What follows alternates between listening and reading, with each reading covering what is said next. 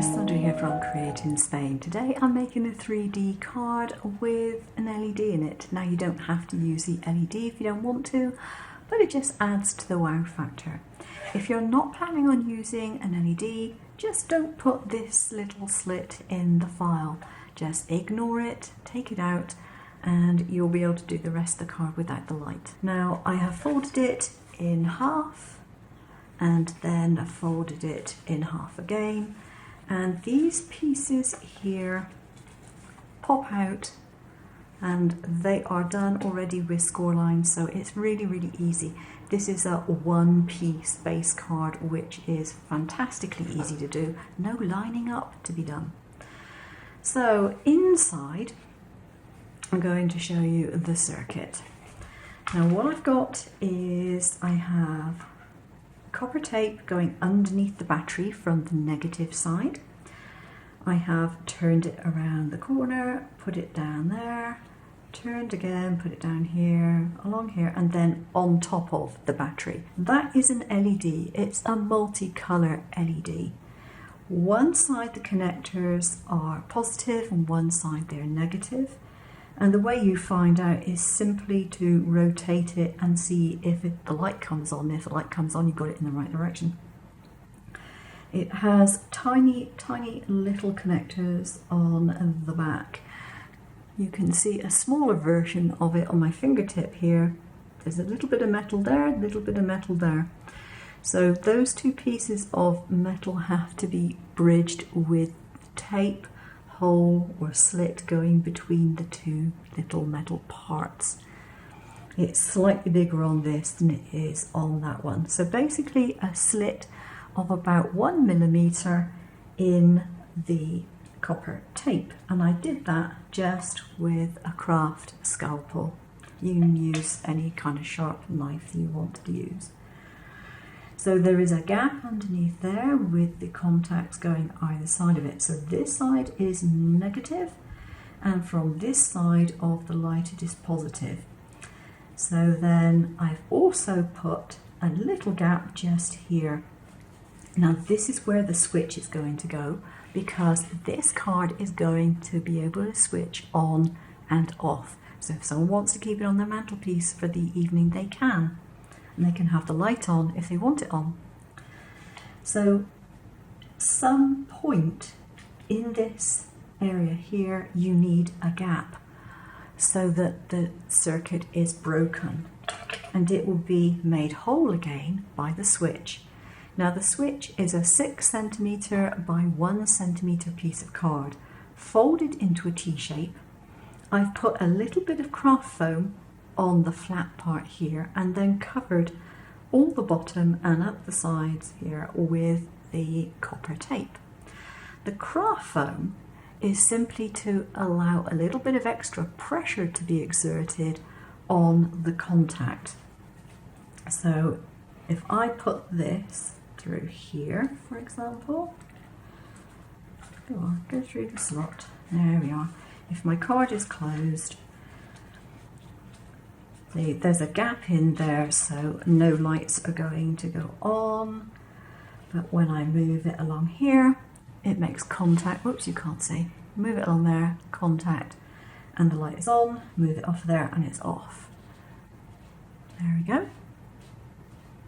So that's how it works.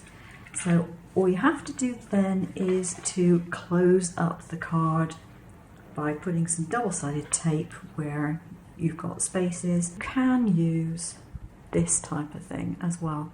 Now this is just a single light that came out of a string of fairy lights that were battery operated.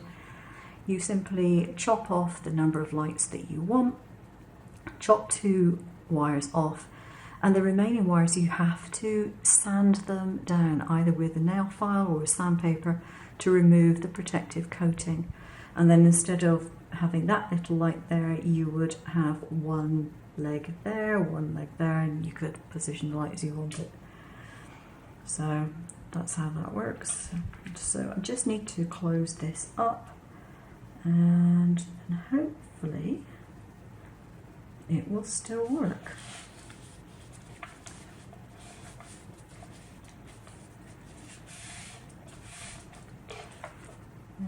go, so there's the card. Now you can see the light is in there, you can see some copper tape here. It doesn't matter that you can see that copper tape because there's going to be things all the way over this. You won't see it when the card is finished. So hopefully this is still going to work.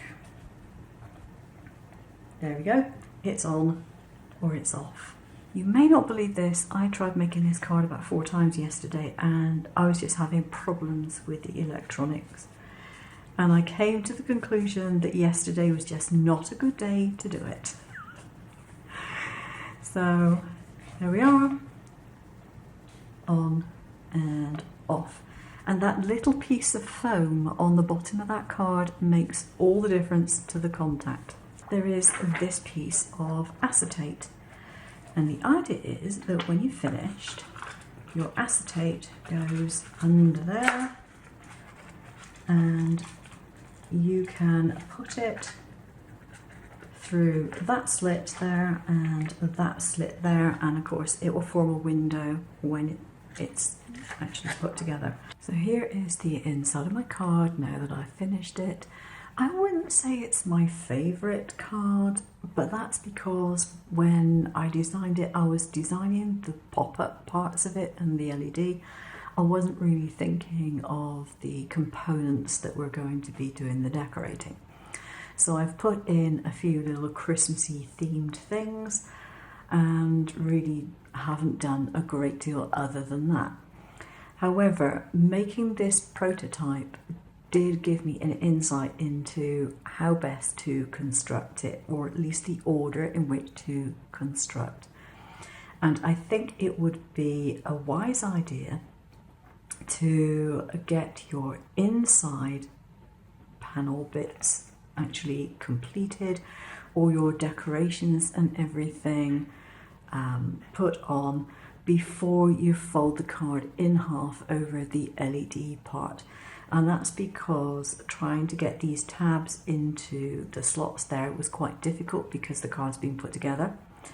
So it would be easier to do it the other way round. By all means, put the LED components on first, because then you've got that bit done out of the way. You can check that it works, but then do the inside bits, and only after you've done that, fold it in half and close it up. So it works quite nicely. And if I put my blind down and make the room really dark, I can show you the effect of the light. There we go, that's pretty good. For some reason my multicolour one seems to be coming up red at the moment, but I'm sure at some stage it'll change back to either blue or green or even white. It is quite amazing how much light just a tiny little LED can produce. So that was the main object of the exercise, getting that all to work. So to fold up, you just want to squash that tab flat.